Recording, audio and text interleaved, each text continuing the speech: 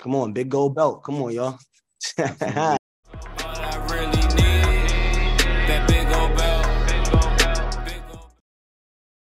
Hey y'all, what's going on? It's your girl, My Desire, and of course the one and only Dane C23 in the building. What's up, partner? How you feeling? What's going on, partner? How you doing? I missed you. Listen, I miss you too, and we are back. And with this, listen, y'all have been waiting, highly anticipating. Season 3 of Bel-Air is back, coming to you on Peacock August 15th, and we are so honored to be the ones to bring you this review. We are excited to be here with Big Old Media, of course. Man, listen, all I'm saying is the first episode packed such a mouthful that I'm still chewing. Okay, like it was a lot.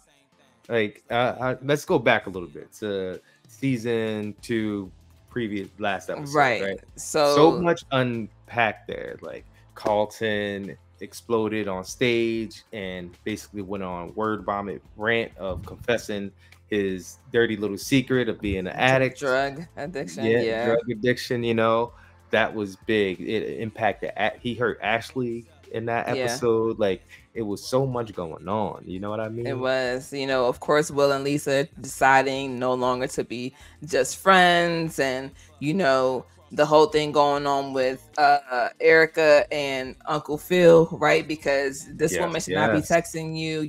Vivian getting the basically getting the torch to take over for the art venue and whatnot, to be the leader. And of course, Jazz and Hilary, we not really breaking up though, right? Because listen, the Hill cliffhanger decided. The cliffhanger was crazy. For real. So it's a lot happening. A lot of things got followed up. Actually, everything got followed up. Everything got followed. They did really good. So let's hop into it. So this is episode 1, season 3, and I am just. It's so packed that you don't even.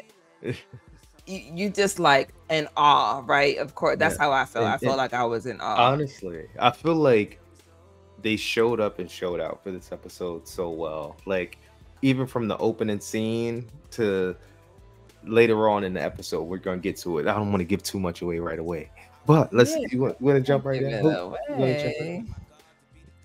So let's just jump in. So. Starting with Will, right?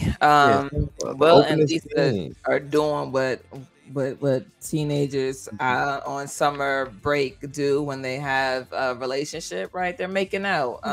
And we're not going to get into the nuances, right? We're going to give y'all the things that matter the most, right? So Will and Lisa are together, then we flip over to Carlton and we see Carlton. They're not really together though. They working it out. They vibing. Because they not into titles, as Will said. At least really into the titles stuff. So they're navigating through that, like trying to get back from friends into lovers situation. Man, that's what it seemed like, at least. Okay. So, and with Carlton, panning over to Carlton, your boy is leaving rehab, which I thought was a damn vacation because, of course, it looks beautiful as hell. And I'm like, this is what rehab looks like. Like, that's crazy to me. But a lot of rehabs do look like this from shows that I've seen. I don't know for sure firsthand, but I'm just saying from shows that I've seen. Just to clarify, but they usually try to have like that type of serene environment. But I think when you're in a clean space, you're in a neutral space, a happy space, you usually could do better, So maybe that's what they try to create there at the therapy rehab facility. Well, you're right. I agree with that. And then we going. It is expensive as fuck, though. I ain't gonna lie to you. I mean, it's always been expensive. It's always been expensive, right? And so of course we have. This is a great surprise, and also like really nice to see doing power couples. So Aunt Viv and Uncle Phil on the cover of Essence magazine, or they're in the spread of the power couples for Essence magazine. And as we see, we pan over to one of our favorite characters who we really hope gets a lot of voice this season, which is Ashley, and she's talking to her friend who says, "Oh, your family seems perfect," and she says, we only see what we want you to see, right? Like, this is part of the lifestyle is saving face, and yeah, that's just a powerful statement. I love that Ashley just has these power statements, even just in this whole entire episode, right? And then, of course, the girl Hilary, who is, on the plane riding private with LaMarcus, because they spent a month-long vacation in Europe. And so these are the scenes that are picking up where we left off in season 2. Now, diving in, we welcome Carlton back. Will is entering his room per se, as of course knocking and still entering and not waiting for a response, as Carlton told him probably like season 1, season 2, and comes in, and we know that Carlton was in there making out with Amira, who is also one of the young ladies who went through rehab, and she is hiding in the closet, so they the scene I think is really powerful is the scene where they're at the table after they get home with Carlton, and he notices that there is a lock on the wine cabinet or the wine cellar that now you just can't freely go in there, which I think is something to really discuss when we're talking about dealing with addicts, right? Because now that they're back in the house, they're back into places where their vices can be easily gotten. How do you protect them? How do you move forward? And so this was something that was suggested by the rehab facility that Uncle Phil implemented, right? And so now we're having dinner and everybody's excited. Of course, on Viv and Uncle Phil, we talk a little bit about that there will be rules that are going to come, which we'll talk about later on.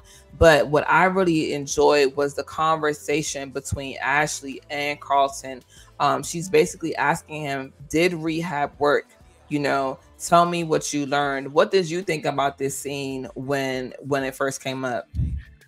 Honestly, I felt, shout out to Ashley, because everyone was kind of avoiding the big elephant in the room. Like, how are you feeling truly?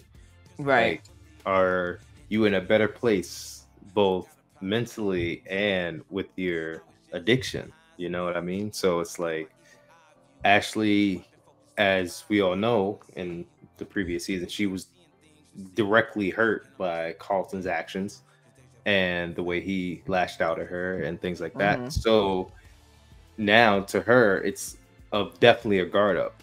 So she's like, before I can forgive you, I need to see some growth. Right. Because right now you can say all the good things you want, but you are already doing this. You know what I mean? So what's going to be different now? Right. And I feel like that's fair, especially from someone who's that close to Carlton, to be addressing him that way in like such a real manner, which I feel the Banks family, although they do put on for the outside world, I do feel like they still check each other at the door. You know what I mean? Yeah. And that's something that I definitely appreciated. The family dinner, just the sitting at the table, seeing the lock on the thing is something that Carlton noticed. The fact that he noticed it right away said something to me, because I feel like he was on guard going in as well. Yeah. You know what I mean? So it was like kind of like no one truly knew what to expect, and everyone was like on eggshells until Ashley asked that. Boom, here we go. Because no one else clearly is gonna ask the question, so I'm gonna ask the question. And I feel like sometimes it's usually the younger person in the family that take that route, because everyone else want to be polite or spare people's feelings. But at the end of the day, this is a family. It ain't always gonna be pretty. It ain't always gonna be sunshine and rainbows. So we got to get down to the meat of the issue. And Carlton, where you at? And I feel like that was. I also liked that after that, though, Hilary and Carlton had a heart-to-heart, and Hilary basically apologizes to Carlton for not showing up for him the way that she felt she should have, because she was and things like that. And he was like, "It's okay." She was like, "It's not." It's and not. Yeah. I appreciate that she acknowledged that. You know what I mean? Yeah. It's not okay. I think it's powerful because we as people, but I noticed that for sure in the Black community, because that's the community that I'm a part of, we do that out of like without even thinking about it, right? Like you didn't show up for my birthday party and you say I'm sorry and I'm like, it's okay. And reality is it's not okay, but because I don't want to seem like I'm being too harsh or whatever the case is, and we kind of take away from that person who is trying to apologize to us, so that's definitely something that is major. And so I was really excited to see them have that conversation. And of course they're having the conversation because Carlton is staring at his door, which no longer exists, and she was trying to make him feel better about the time that she also didn't have a door. And so I think to piggyback off that, I love that too, is because it kind of reassures him that it's not personal. It's not personal.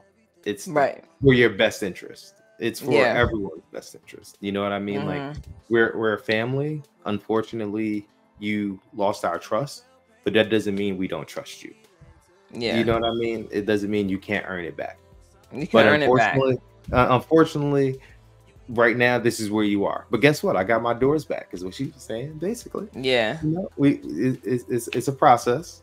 It's a process, and I just like that in this, because I feel like definitely in the previous seasons, Hilary and Carlton definitely drifted apart. They barely had any scenes together, like I believe in season 2, for real, So to have that in the first episode, I think was very heavy, very needed.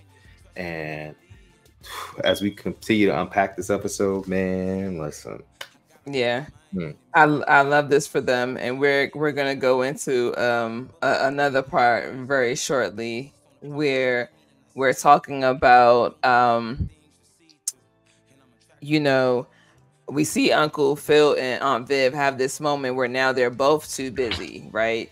And they are, Uncle Phil makes a joke. Well, no, I think Aunt Viv actually makes the joke saying that, are we turning into that couple that's going to need to schedule sex, which is something that a lot of married couples go into, especially when they're both living, have careers, right? And then you have kids to top it off. So this is something that's just very it's common per se, go through these kind of things, right?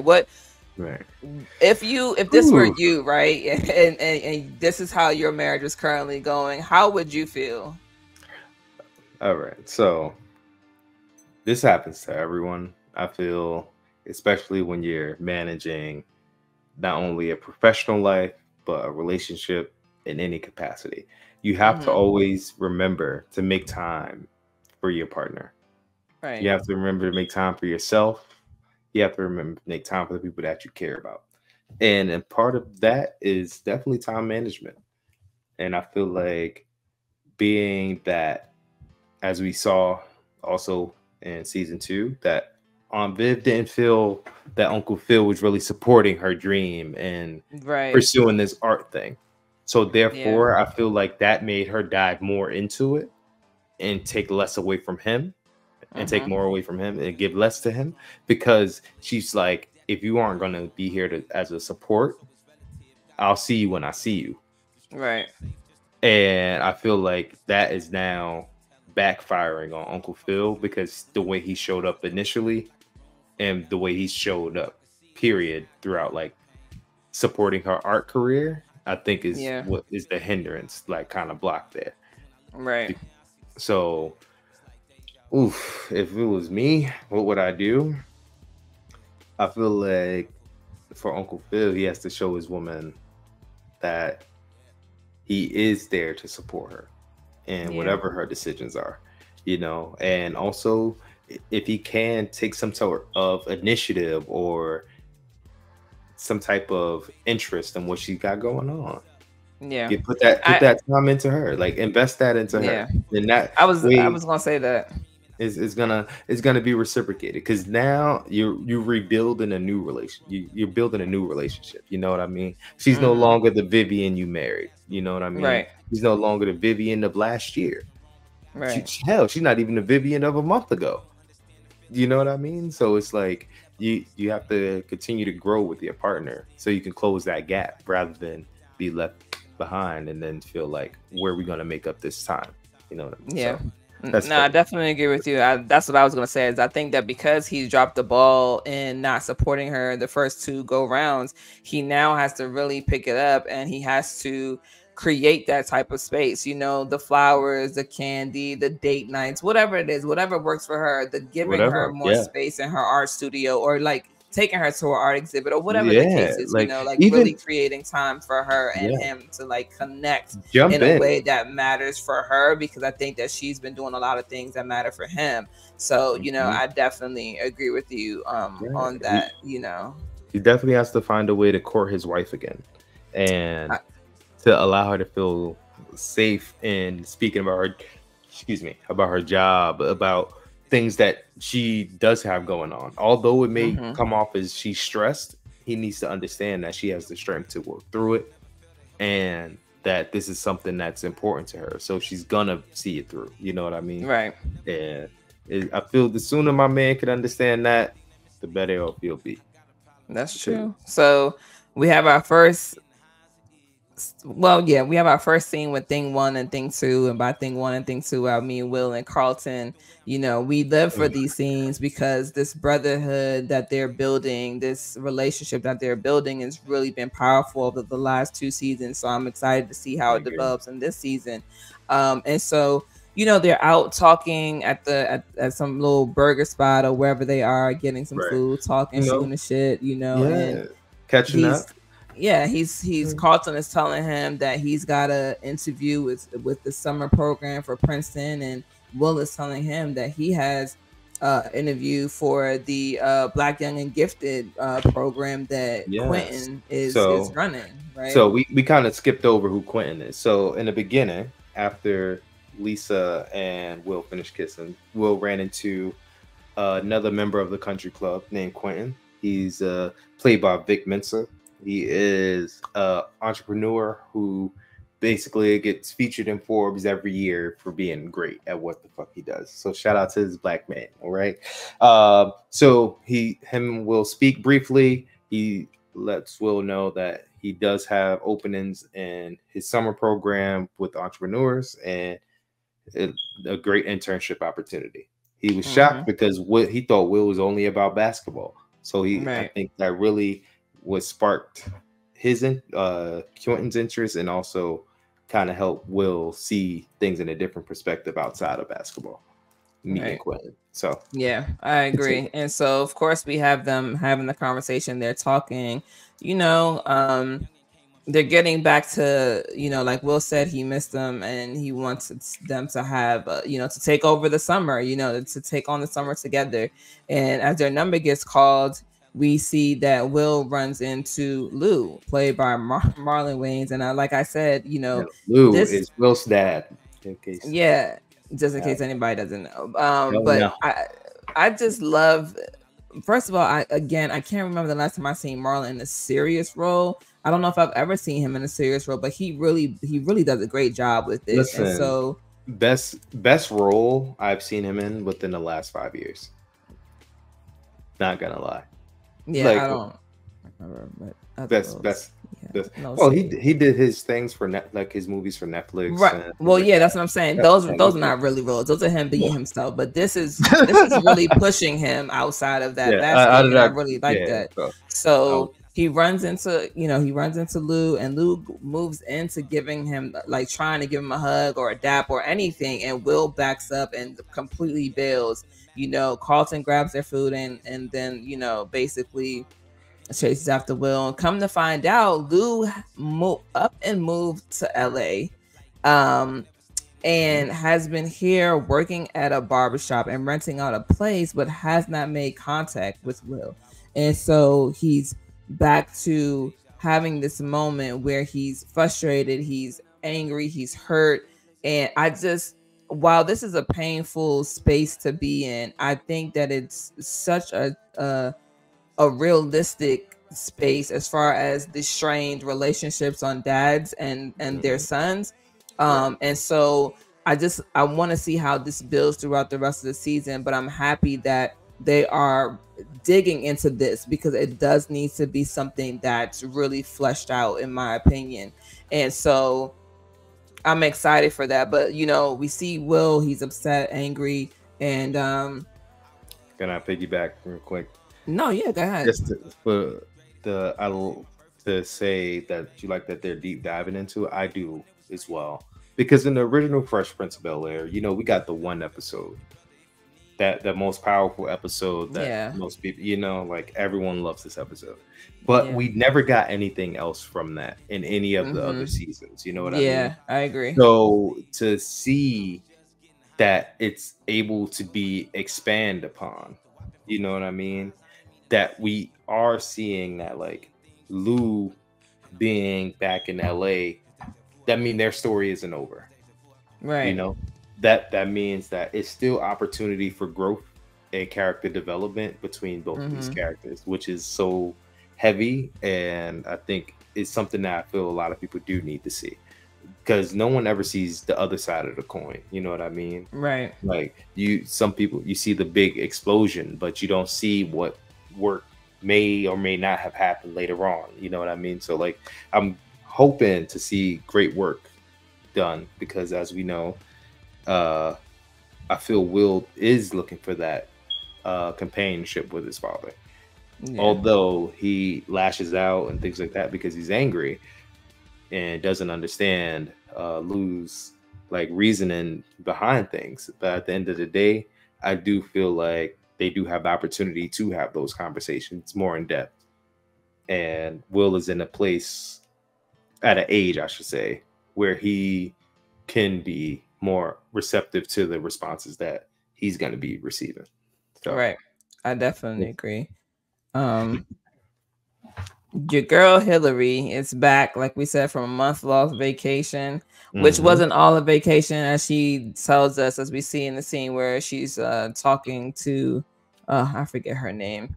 Karrueche. No, yeah, I mean, I know Karrueche. Yeah, but I'm like, what's she's playing? Who's she playing? But so she's back. She's they're catching up. She's like, hey, 2 of the girls dropped out, which were the other 2 women who were there prior to the season.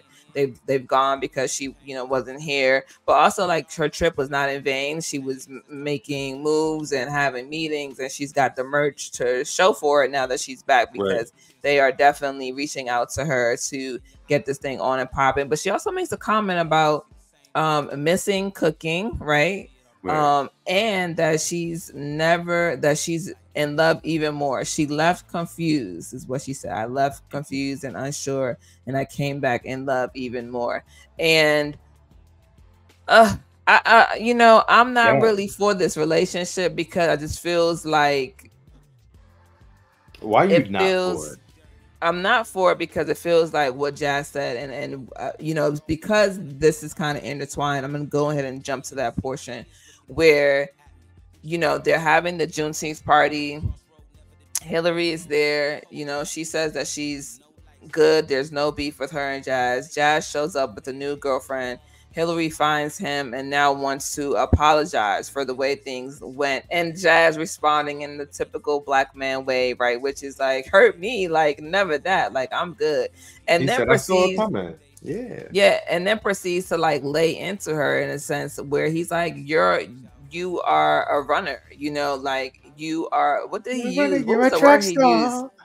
No, yeah, he used that, but he said something specific to her. He said, dang, I forgot what he said, but he does call her a runner and says that basically she runs every time a big problem comes up. She ran away from college, she ran away from her job, and then when things got tough with them, she ran away. And so, it's only a matter of time before you run away from this nigga. And then she proceeds to get upset because now she's in her feelings, and they go and they talk. She grabs him, LaMarcus, real quick, and they proceed to make their announcement that he asked her in France, I think is what he said, Paris, to marry her. And she said yes. She pulls out the ring that she's been like hiding, essentially. Well, she wasn't hiding it. Technically, LaMarcus took it out of his pocket and gave it to her. Oh, did he? Yeah. Oh, okay. Okay. Yeah. Okay. Because he wanted to ask Uncle Phil's Phil. permission. Right. So she couldn't have a ring on without his permission. So, yeah. Yeah. So in that regard, listen, I feel like I can understand how you read it that way, but in my opinion, I felt like Hilary ripped the Band-Aid off of because she was like, I came back. I feel like Hilary came humble. Jazz responded from a trauma response. Her place. Yep. And she was like, I was trying to be nice, but why am I being nice?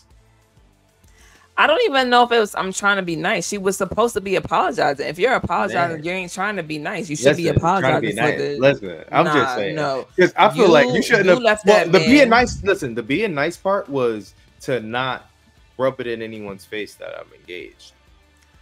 I don't even think that's the case. I crazy. think that that you left Jazz on like a kind of like a up in the air kind of situation. You could have had a conversation. You didn't. You left. You've been gone for 30, 40 days. Now you're back. You're here. You've moved on. He's moved on. Obviously, you're engaged. Cool. You want to rectify the situation, which you should apologize.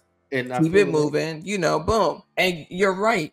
Jazz responded with a trauma response. He was from a hurt place. So I still don't think that she's fully really in this relationship and she's over Jazz. I mean, we're talking about 30, 40 days. What's the saying that we've heard in our community? I never,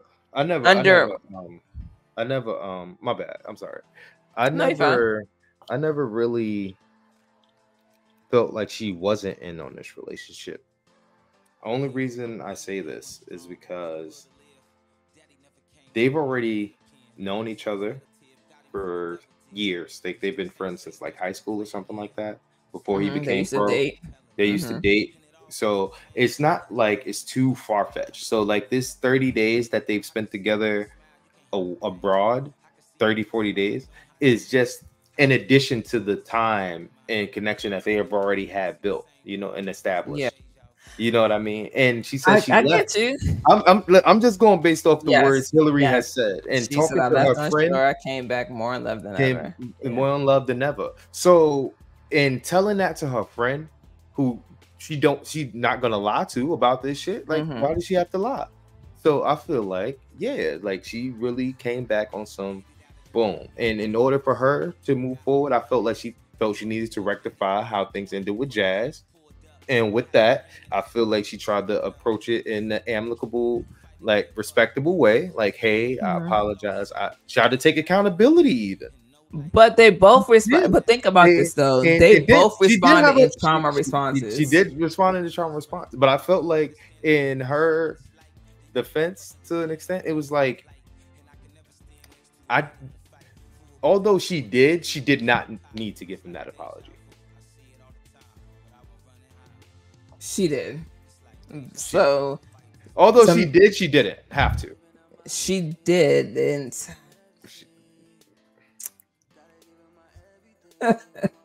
season 1, guys. I mean, I'm sorry, episode 1, season 3, and me and Denny are already here. And I love this because I love that we have to. So she didn't. You don't necessarily owe people anything, but when you hurt people, you should rectify the situation. And she hurt. And she tried, and I feel like he hurt her in that moment because she was being vulnerable. And instead of meeting her with the vulnerability, or at least a listening ear, he took that time to attack her. I think he could have said what he said in a much different way, because I don't think that what he said didn't have any validity to it. However, once he did what he did, she then responded because of what he did. So it's not like she was. But my thing is, she already said yes. Only thing she did now was make it public. This is true. Okay. She already said yes. I will give you that. She just made it public. So I'll give you that. And she was like, you know what? I was doing it in private, just in case he came. But since you're so over me, I can outwardly say I'm over you. Nah, his face when she did it though was crazy. My man's face was stumped, like with the O-I. I'm sorry, that's a Baltimore thing, the O-I. Yo, listen. So I'm just saying. I've been too long. to me, I feel like Jazz handled that situation so wrong. He did. I agree. Because even if he is over her, or if he's not over her, whatever the case may be, that moment made it seem as if he's not over her. Yeah. And in my regard, he was in the wrong. So what Hilary did after that, I feel was completely warranted, because it's doubling down on her decision. Yeah. It's doubling down on, I already said yes. It's doubling down on, this is the reason why we didn't work in the first place, because you keep attacking me rather than. That's not true. That's not true. That's not true. The way that she attacked him, he was coming at her crazy, and they was coming at each other crazy, I should say. But that's what I'm about to say. They were doing it to each other, so we can't just call the kettle calling the pot. All right, that's what that is. All right. So now, I'm just saying. I'm really disappointed in Jazz and how he showed up in that moment. Yeah, I will totally agree. The way Jazz is portrayed in this series is that even when he's emotional, he's not emotional. Yeah. You know what I mean? Like, he still has tact. He's been level-headed and he has tact, but I think that and we all know this, when it comes to your emotions, love, this is a whole different ball game, and sometimes you react instead of responding, right? So this is true. But I just didn't like that for him. I think that was maybe the most human moment for Jazz in this series, and I like it for the character development. I don't like it for Jazz. I'm just saying, personally. Listen, we have plenty of episodes left, so we can see what's happening. So we gonna see, man. Let us know. Let us know what ended about him, man. Yeah, who y'all think was in the wrong? Who y'all think was in the right? Let us know, man. Did Jazz overstep and Hilary did what she was supposed to do, or did Hilary overstep and then Jazz handle what he was supposed to do? Like, let me know, because I feel like what he said. I like what he said. I just feel it wasn't the time to say it or the place. I will agree with you on that. I don't know if but sometimes but here's the thing, sometimes you think about that and you're like, man, if I see you after such a long, like, what would I say? And sometimes you have something in your head, but what happens when you like really see that person and your heart literally almost breaks again? And now I'm confronted, like, sometimes, Anyways, but he came with a baddie. He came with a baddie. He did that on purpose too. We didn't even acknowledge the baddie. So like, we're just gonna move on because we don't know her name. We don't know nothing about her. She was just there. All right. So moving on. Boy, both Will and Carlton are just a series of unfortunate events, right? Princeton cancels their interview, with Carlton, and this is a real moment between him and his mom and Aunt Viv, where she says people are not in a trusting mood right now with you. People talk, right? So somebody obviously found out that he had drug addiction at Princeton, and that person pulled out in support of him. And she also makes it very clear that you lied to me, that she's had time. I've had 40 days to sit and think about all the times that you've lied to me to my face, making me doubt my own intuition and my own insight and not believing myself. So it's less about the trust in you and more about the trust in me, which was a powerful statement to make, because as somebody who, I don't have children as of yet, but I think that just trust in general, when it is broken, and you felt something that was telling you like something isn't right, you do tend to like be harder on yourself than you are on the person who broke your trust. But I like that he's acknowledging how this is hurting the family in more ways than one. And so, yeah, I thought that was a powerful scene. And I just love the dynamic between a black mother and a black son. Yeah, you jumped a lot there, man. No, yeah, I'm just that's what I'm saying. Like it is, because both him and Will, with the loss of Princeton and the backer that he had, I think that's when Carlton really started to feel the effects of his decisions. Yeah, you know what I mean? And the funny thing is, I didn't know which decision he was resenting more, doing the drugs or coming out about it. And that's what I think That's why he said I was better when I was in the closet addict, right? Which is real. Which I mean, we're not gonna sugarcoat that. That is a real thing. That's a real, you know what I mean? Right. But also, no one told you to do it publicly. Yeah. No one. You decided to do that. You took it upon yourself to do that. Therefore, like Viv says, your actions have repercussions. There are consequences to your actions. Like, you have to understand that. And I think he now gets that. You know what I mean? I feel like during this episode, we're going to see, like, in this season period, I think we're going to see so much growth in Carlton as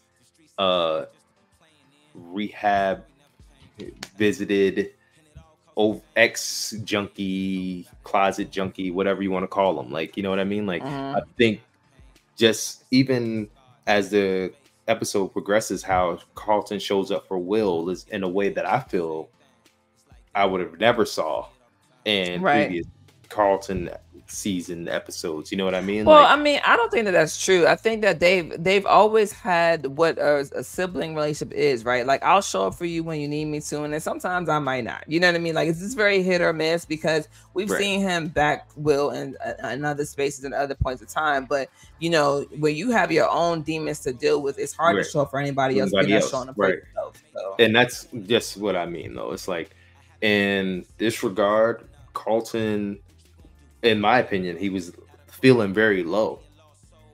But the fact that he chose to help Will instead of dwell on what he had going on, because think about it, even in that same party, his mom violated the friend, and he had that going on. Well, no, this is completely separate from that. This is just when, you know, he's getting ready. He's pulled out the tie, right? He's like, is this like this? Is this doing too much? I know. Right. Well, I'm just bringing up like later on in the episode. Oh, like, okay. How he's like shows up even though he's going through his own. So like with the Princeton tie, and he has to like deal with that. Like, I feel like that was a wake up call for him.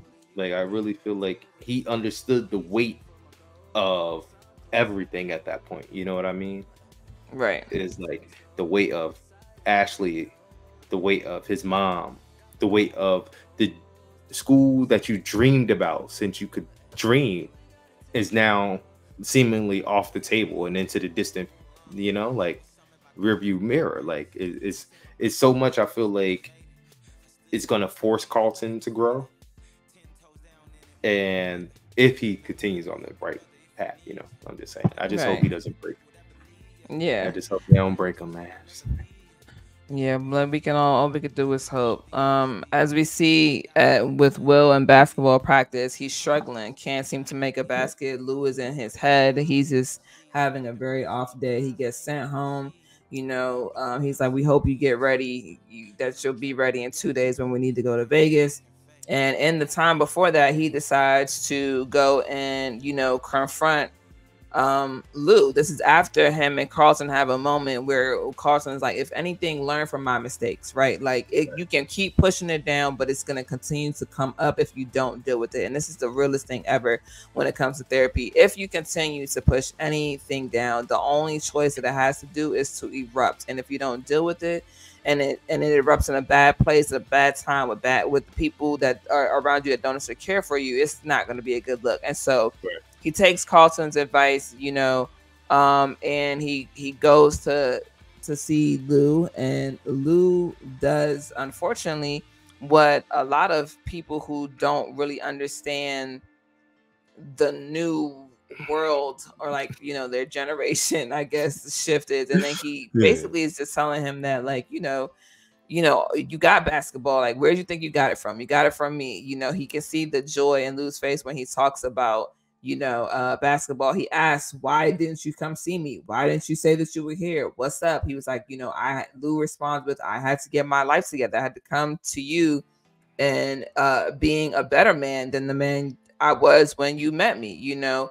I think that conversation, I'm looking forward to more conversations from them, you know, for sure.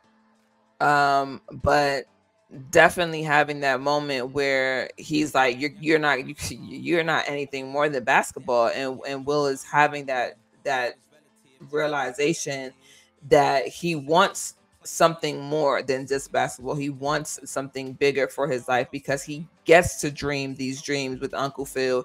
And the fact that Lou is telling him that it's a handout is crazy to me.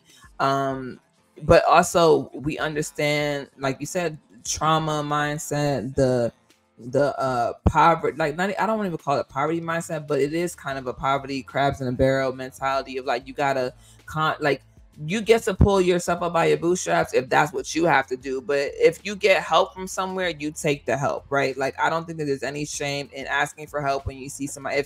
If I know that Tyler Perry is one of the best, producers or screenwriters in the world, I'm not going to twiddle my thumbs if I have access to him. I'm going to use the access. I'm going to make sure that I can be the best screenwriter that I can be. And so I think that Will making it known that I can be more, that I am going to be more, is a realization that he needed to have. And having it in the first episode is definitely really powerful too, because it sets the tone for the remainder of the season for him. I agree. I feel that with that conversation, it put a lot into perspective for Will as well. It's like, how much of his dad is truly in him, and he didn't like it. And to truly know where you're going, you have to understand where you came from. And I feel that was a good moment for Will to view, to like, oh, you was MVP in high school, like and now you're in a barbershop, right? So it got to be more out there than basketball. I think that was for me. Yeah, he's like, I'm aspiring a lot more than just a barbershop. And with that, I feel like, although it meant it as a jab or came off as a jab, I understood what Will meant. It's because I'm working hard. I now have multiple avenues that I can go down. Right, I have access to these different channels. Things now because of where I am now. I didn't see this before, and Will also kind of, in my opinion, doesn't understand where Lou comes from, like you said, because it's two different generations. Right. So with Lou, he's like, you a shoo-in for the NBA, because that's most black parents. That's what they pushes, like, we're gonna get you to the NBA, the NFL, to this, to that, you know what I mean? But especially if that's where you come from, like, Lou hasn't had a higher level of education. Lou then ended out of jail. He's had it rough, you know what I mean? And his biggest thing is he didn't have any handouts, which is also an older mentality to have, is because it's not about having handouts. If you have people who are there to help you and to support you, this is what it looks like. And you should want your son or your child in general to have these type of opportunities, to look beyond what the gender norms are, would look beyond what the stereotypical norms are, to look beyond whatever society says that they have to be, the boxes that they put on them. So to me, I think that was a wake-up call for Will to be like, to push, to persevere more, because I feel like he's been looking at things very lax, and now I feel like it put a little kick into gear. Like, all right, I think he was. I had enough. You think he had enough? What? I don't think he was lax. I think that he was already on the right track. Like, he wanted to make sure he had more. But for basketball though, for previous seasons, everything was basketball with Will. Oh, right. But we already saw in this season, he was already thinking about more than just basketball before having a conversation with Lou. Yeah, but that, I think, is what kicked it into gear more though. Because he didn't know that Lou was all-star basketball champion, same as him. Like, you know what I mean? So to him, it was like, wow, you was really this nice, and now you're in a barbershop. Yeah. That's what I'm saying. Like, you know what I mean? I have dreams that aspire more than the barbershop, and that right there was, I think, the like, boom. Yeah, and we see that because he decides, you know, later on in the episode, he talks to, the coach. The coach. I forgot his name just that quick, but you know, basically lets him know that he's going to give up basketball for the summer. Right. And you know, that's something really big because that's all we know about Will, even just from our original series, right? But we see him kind of like wanting something different. And so, you know, like I said, he decides to give up basketball, but you know, just kind of going back to the order of things, they do have the Juneteenth party, and we see this very intimate first real conversation between Ashley and Carlton, where she's, you know, he's apologizing. He said, "I'm not going to stop apologizing." He's like, you know, I'm here because of you. And she responded with like, blowing up your life. And he was like, "No, you saved my life."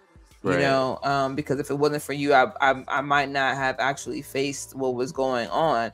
And, you know, he says, "I know that you're not feeling me right now, but I'm just going to keep on trying. And I just want you to know that." And she gives him this hug. And I love that moment because it's such a powerful moment where you don't have to, sometimes you don't need words. Sometimes a hug really just suffices because sometimes there isn't anything that you can say that surmises how you actually feel.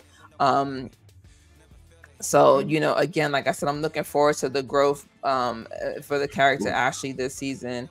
And I really just enjoyed that she's such a powerhouse. She's really asking these hard questions. She's making these strong statements. And I think it is going to lead to character development this season. So I'm hoping for sure that happens. And then, you know, like you said, we see Carlton going through his own things and goes to find Quentin after telling Will, like, you still have a chance. And, you know, Will says, "Nah, I think that ship has sailed," because we did skip. Will misses the interview because he stayed late for practice. He couldn't get his head straight. He gets there. He's 6 minutes late.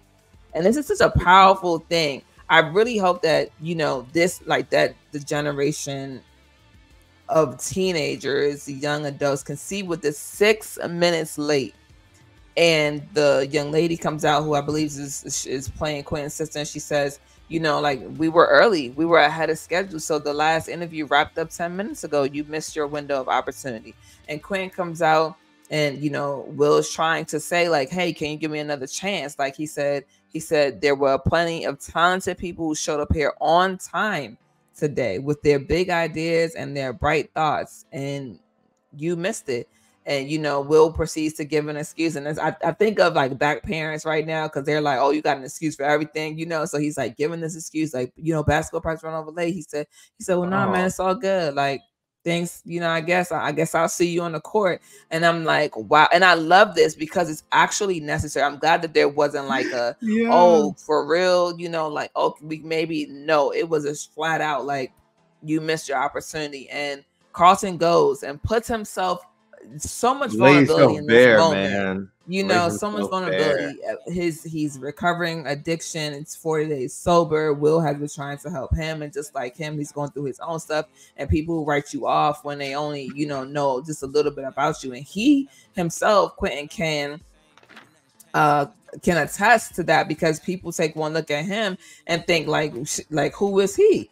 And so not only is he impressed with Will, he's now impressed with Carlton, and offers them both a collab opportunity to be in the Black Young and Gifted program as interns. And I thought that was just powerful. I really loved that. Listen, honestly, I feel that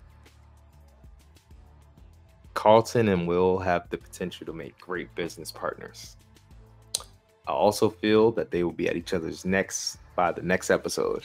So we're gonna see, because Ben, I'm not gonna lie to you. It's given brilliant. It's given great. I love the fact that Carlton laid itself bare, and that Quentin looked at that and he was like, "I need a young man like him." You know what I mean? Like, it's a part of your story. it's not your story. You know what I mean? Like, yeah, I agree. And that right there was such a powerful statement. And I feel like most people need to really understand that. Like, just because you may not look the role doesn't mean you can't be in that role. You know what I mean? Right. Yeah. And that right there was perfect. And everyone deserves a second chance. Everyone. Absolutely. And I definitely that right agree there with that. was one of the biggest messages in this show episode. I feel like is everyone deserves a second chance. Yeah, I agree. So with that, I feel like we kind of hit the nail on the head. Yeah, and so we can talk about black mamas, black mama bears. Let's go into this real quick, black mama bears, as we wrap up this episode. So Carlton invites Amira by. This is the girl that we see in the very beginning of the episode, making out and whatnot. And I don't even want to partake in this. You can handle that. She pissed me off. Yeah. Wait, Aunt Viv or Amira? Aunt Viv. Okay, we'll get there because we're gonna talk about that since you went. So they introduce Amira. They figure out that they met at rehab. This and the third. Aunt Viv and Amira gets a moment by themselves in the kitchen, and Amira goes on to say, you know, like, you need friends to help get you through it, you know, and the way that she spoke made her like, you know, well, like, tell me more. And she's like, repeat offender, which, first of all, that's not funny, right? That's not even funny, because I don't even know why you would say that, because I'm pretty sure that's not helpful in any form or fashion. Nonetheless, I think she was just trying to break the ice, and she didn't know how much Carlton had to divulge to his parents, which is her fault. Yeah, what she did say, which is she thought that Carlton did tell them that, and I think that it's a fair thing, right? That you would bring home this woman or this young lady who is a repeat offender, which means she can't stay clean. So what does that say? That doesn't necessarily mean that, because look, you don't know what happened.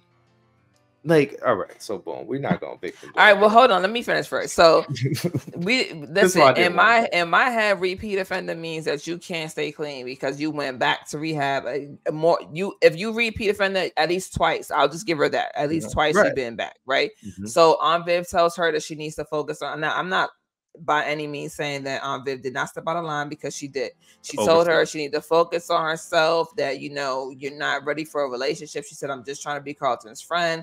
And he said, you know, said that basically he needs to focus on himself and you focus on yourself, and like, let that be that. And so, you know, of course that has a trickle down effect, which is what I was thinking was going to happen, which was she did leave without saying bye. Then she sent him a long text message saying, like, your mom said that we shouldn't be friends. And what I love is that Carlton actually confronts his mom. You know what I mean?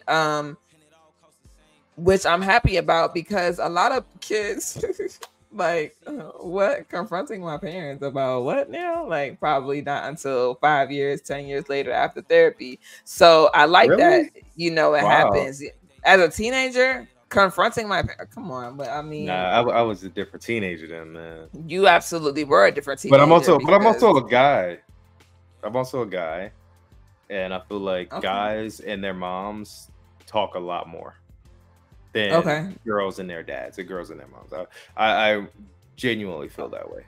I mean, to some degree, yeah, I would believe that is the case. I feel like to some extent there's a level of like understanding between mother and son, and which is why he felt comfortable enough to talk to her. Right. Because if any other situation, Aunt Viv has given to it straight to Carlton. You know what I mean? So they have that dynamic already. So when he approached the situation, I feel like he didn't even disrespect her in a way. I feel like not at all. Not at all. Like, I think what he did was right. You know, so I feel like it wasn't confronting per se. It was really expanding on a conversation that they needed to have.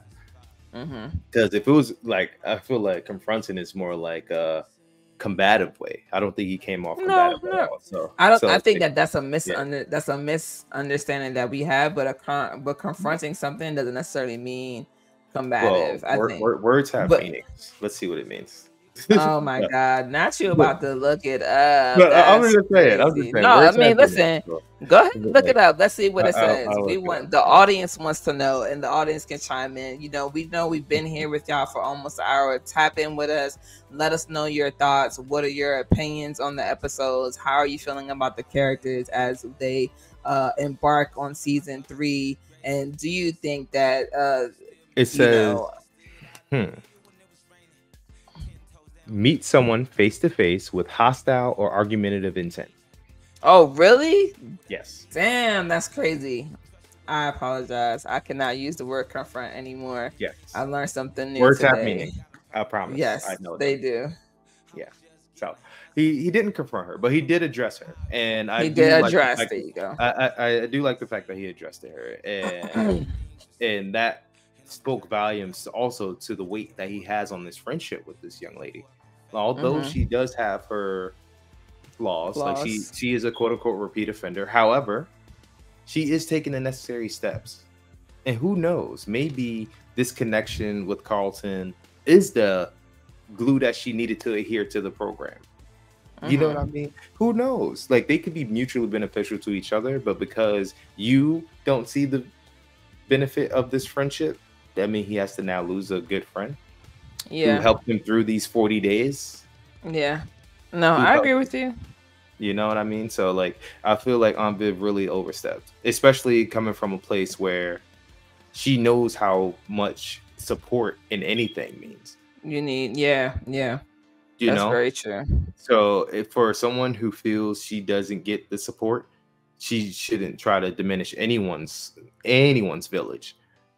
Yeah. So that's where I stand. I drop my mic. No, I agree with you on that for sure.